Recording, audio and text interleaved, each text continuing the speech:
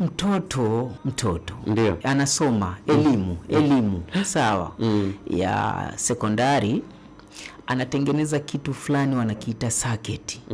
Anapotengeneza circuit maana yake ni tangu umeme unapozalishwa mpaka kunapowaka. Ndio. Lakini unaweza ukakuta shule hiyo ambayo mwalimu wake anamfundisha mtoto circuit nini, umeme ukikatika analetwa fundi.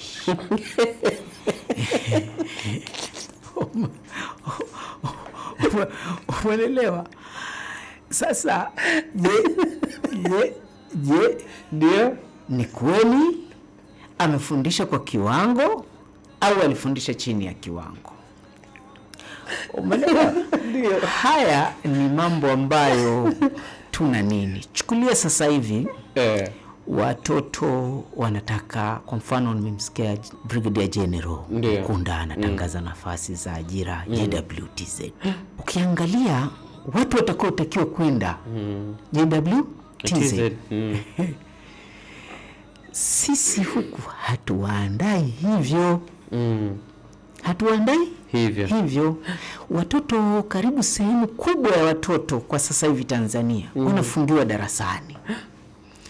Jeshini ni mchaka. Jeshini ni mchaka. Je, hao watoto watakidhi?